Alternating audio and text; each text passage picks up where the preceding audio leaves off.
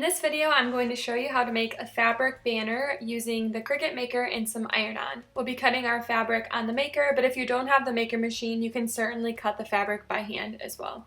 So here's what the project looks like in Design Space. All I did was search for a pennant banner in the Cricut images. So if you want to use this pennant, I just searched for pennant and then this one popped up. So that's how I found that. And then I did just add some text and typed favors.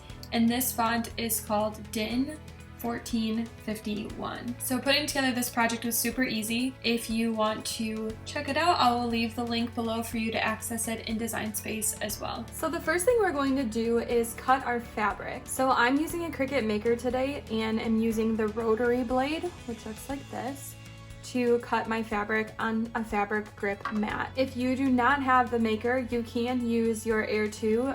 You just would need to have bonded fabric. Otherwise, you can definitely just cut this by hand. It's a very simple pennant pattern. It wouldn't take long to cut by hand, but so this is the fabric I'm using today. It's just a bunch of different patterns and colors. It's going to go well with the theme of the shower. What I'm gonna do is just line it up here on the mat, push down with my hands.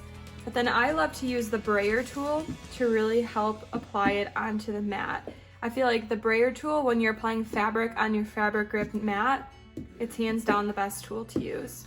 Now we're going to get the rotary blade loaded in. It's going to go into the B slot. So I'm going to remove my fine point blade and then I'm just gonna place that guy in and close the clamp. Now we'll get this loaded in. I'm working with cotton fabric today, so I'll just search for cotton in Design Space, pull it up, but definitely search for the fabric that you're using. And then once that's ready to go, we'll hit the flashing C and get cutting.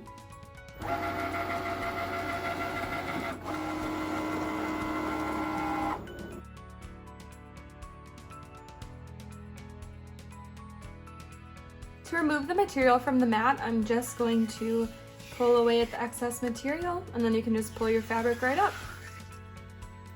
And that's how simple it is to cut fabric on your Maker. As you can tell, it's left a little bit of fabric behind. So I'm gonna take my scraper tool and just scrape it off. But if it gets really bad, I would suggest getting a baby wipe, wiping it down, letting it dry, and then going again. So just keep an eye on that.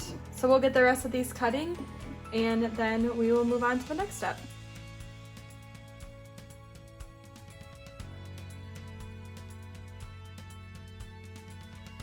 I'm all finished cutting the fabric and I just want to give one last tip. With your fabric grip mat, like I mentioned earlier, it can get dirty easily with the fabric sticking on it, and then if it stays like this, it won't be sticky anymore.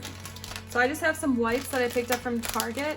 And whenever I'm done using my fabric grip mat, I always clean it off with a baby wipe right away.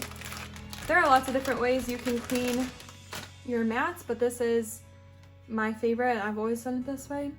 So all you do is just scrub, apply a little elbow grease, just get all of the leftover material off. So that's what was on there. And then if you need to use it again, you'll need to let it completely dry. But I always recommend cleaning your mat. It's going to prolong the life of your mat and save you money at the end of the day. So definitely keep your fabric grip and all your other mats clean. All right, let's cut the iron-on. So for the iron-on, I'm going to be using this gold iron-on that came from a mini sampler. What we're going to do is place it face down onto our cutting mat so that it'll be the shiny side down. And then I'm just going to apply my scraper tool to help burnish it down. And then we'll get this loaded in our machine. It's super important here to remember also to change your material in Design Space to iron-on, and we're also going to mirror the image in Design Space. And now we have our fine point blade in. I replace that from the rotary blade. Once we've got all this, we're going to hit the C and get cutting.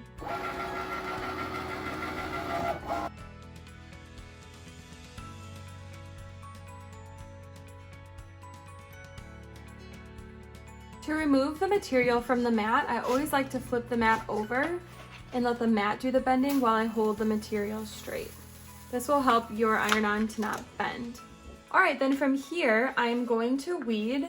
You can either cut your letters out like individually and then weed, which is what I like to do, or you can weed all at once. It's totally up to you. So I'm just gonna start by cutting the individual letters out. Now we're going to weed. What this means is to remove the excess vinyl from around your design and also inside of it. Weeding iron-on is super easy. I just like to start in one of the corners and work my way down. So I've removed around the letter O, and now I'm going to remove the iron-on inside of it. So I'll do the same for the rest of the letters. The next step is going to be to apply the iron-on to the fabric with an easy press, a heat press, an iron, whatever you have. I'm going to be using an easy press today, and if you have an easy press, I highly recommend using Cricut's heat guide. It's a great resource. It tells you the exact time, temperature, and other instructions that you need. So all you have to do is click on your easy press, your heat transfer material, which we're using everyday iron-on. Our base material is cotton. And then we are using an easy press mat, but if you don't have one, you can use a towel.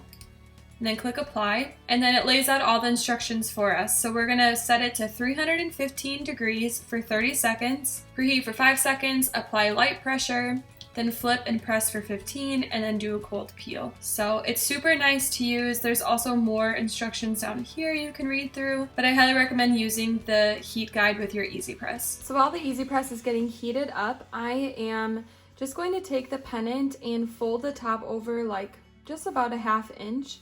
Doesn't need to be perfect, but I am going to fold it over when I apply it onto the twine. So I just want to make sure I account for that when I'm placing my letters on. All right, so the easy press is all heated up, and according to the instructions, we are going to preheat first for 5 seconds. Then we're going to take our letter, and I'm going to do my best to center it, and then we'll apply the easy press. Now that's finished, we're gonna flip it over. And it's pretty hot, so I'm actually gonna flip my weeder tool. And we'll preheat the back for 15 seconds, again, just with light pressure. And like I mentioned, all of these instructions came from that heat guide, which is why it's super helpful to use. Perfect. All right, so we're gonna let that cool before we peel off the liner. So we'll get started on the next one, and we'll get back to this one in just a second. All right, so this first one is all finished. So I'm just gonna peel off the liner.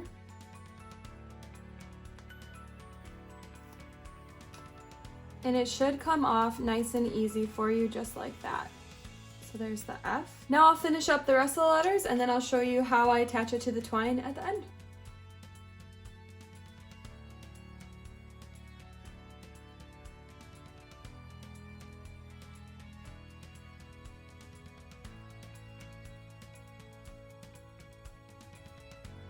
So now we're going to take some twine or string that you have, and I'm just gonna hot glue it, actually, the crease that I made. So we'll just go like this, tuck the string in, add some hot glue, and then fold it back over. So it'll look just like that. So pretty simple, so we'll just get adding the glue, and then we'll be done.